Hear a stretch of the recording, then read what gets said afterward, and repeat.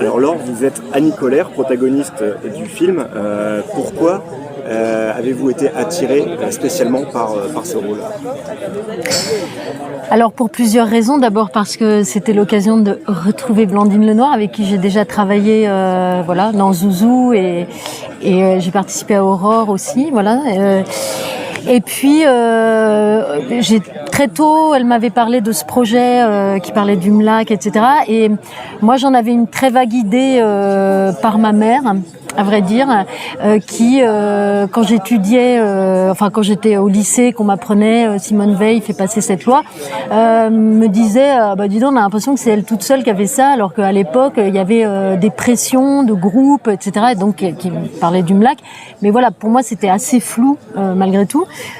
Et donc, Et après, j'étais évidemment extrêmement touchée de parler en fait de la génération de ma mère et de ces militantes, de ce collectif, de cette désobéissance civile de l'époque qui a eu lieu et qui a changé la loi.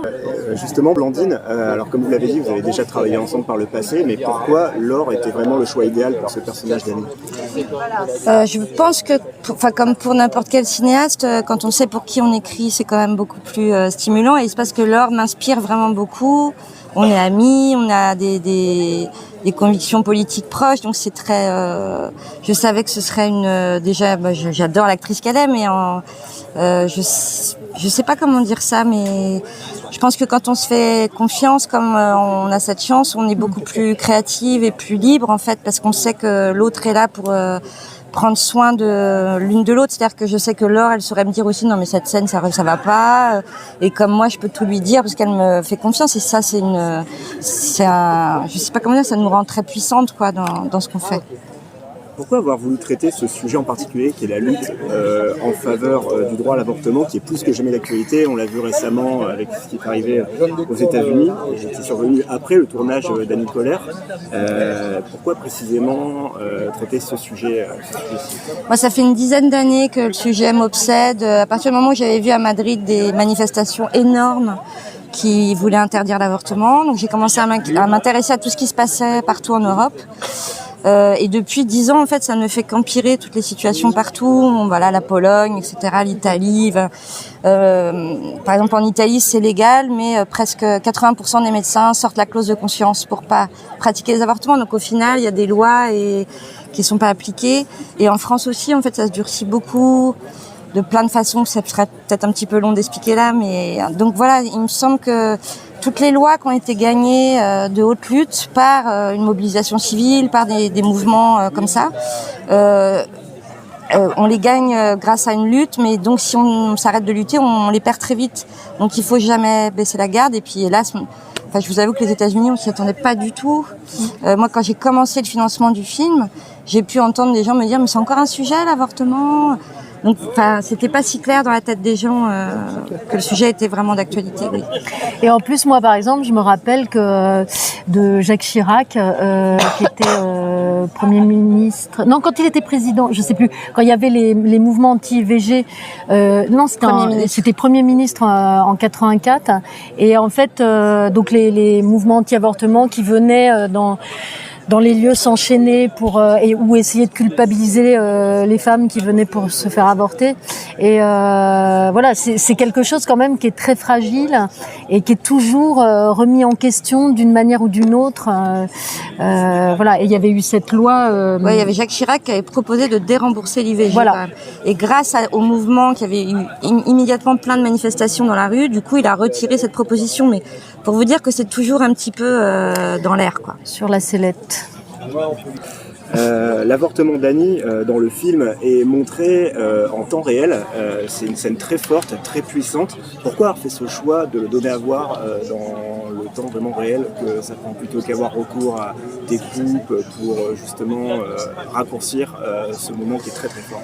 C'était déjà pour montrer comment se passaient les avortements avec le MLAC, avec la méthode Karman, raconter toute cette bienveillance, cette façon de considérer les femmes et de leur parler, de les éduquer, que l'avortement était un moment d'émancipation, d'éducation.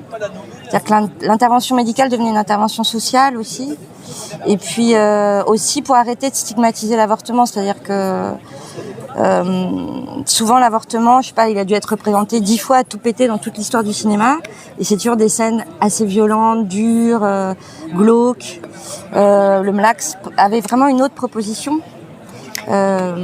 Oui, parce que comme tu le dis, cette expression je trouvais parlante, c'est que cette méthode Karman fait des avortements propre entre guillemets, c'est-à-dire que c'est sans douleur, ça peut être, si c'est enseigné assez rapidement, pratiqué par même des non-médecins, ce qui était le cas au bout d'un moment dans les antennes Mlax, et quasi pas de douleur, et donc c'est une méthode révolutionnaire à vrai dire, et c'est quelque chose qui d'un coup étonnait les femmes évidemment, celles qui venaient avorter les premières, et c'est ce qu'on voit à travers ce qui se passe pour mon personnage, puisqu'elles ont toutes vécu les avortements clandestins affreux qui tournent mal, soit ce qui peut aller jusqu'à la mort, comme on le sait, puisqu'il y avait 5000 femmes par an qui mouraient des suites d'avortements clandestins. Et comment vous êtes préparée à ce rôle de femme, de mère, d'épouse et de femme qui va s'émanciper tout au long du film dans les années 70, vraiment dans cette époque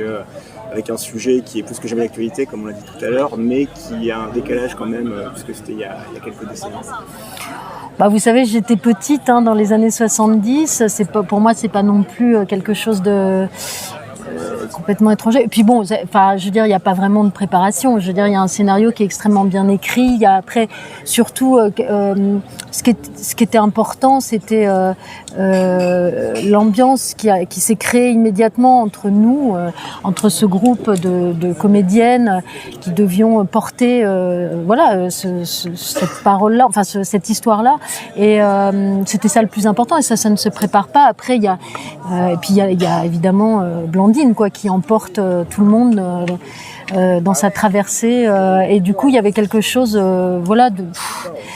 moi après bien sûr ce qui me touchait aussi, c'est que j'avais un petit peu l'impression aussi comme je le disais au départ, de parler de nos mères, de ma mère, parce qu'elle était pour le coup c'est sa jeunesse, et voilà, il se trouve qu'elle elle vient d'un milieu modeste et elle a fait des études pour être infirmière, un peu comme le parcours que va faire finalement Annie Colère, et donc il y a quelque chose qui me touchait en plus intimement, mais bon, ça elle ne le savait même pas, Blandine, mais voilà. Et selon vous, quel est le message du film en quelques mots? Que la désobéissance civile paye. Et là, le Mlax, c'était vraiment faire avancer la cause par le scandale. C'est-à-dire, on nous autorise pas à avorter, on va le faire, et puis on va le faire savoir. On peut rapprocher ça à plein de lois qui ont été comme ça gagnées, par exemple pour le mariage pour tous, c'est parce que des centaines de milliers de couples homosexuels et lesbiennes ont dit on vit ensemble, on fonde des familles, donc arrêtez de nous empêcher de nous marier, et c'est comme ça qu'on a pu avoir que les lois ont pu arriver, quoi. Donc c'est pareil, il faut se battre pour avoir les lois, et puis surtout je crois que le film dit qu'on est plus fort toutes et tous ensemble.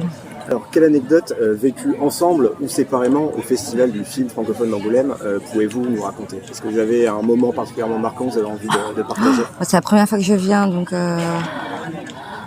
Non, je suis désolée. Moi, j'ai rien à raconter. Attends, avec Antoinette, t'as eu des Si, oui, alors avec Antoinette, que quand même, on a amené Jazou, donc mon âne préféré, d'Antoinette dans les Cévennes, qu'on avait amené avec nous, et avec qui on a fait le photocall. Donc un photocall avec un âne, je pense que j'en referai pas. Et en plus, ça nous a permis, comme Benjamin Laverne filmait l'âne, qui s'est mis à Brère.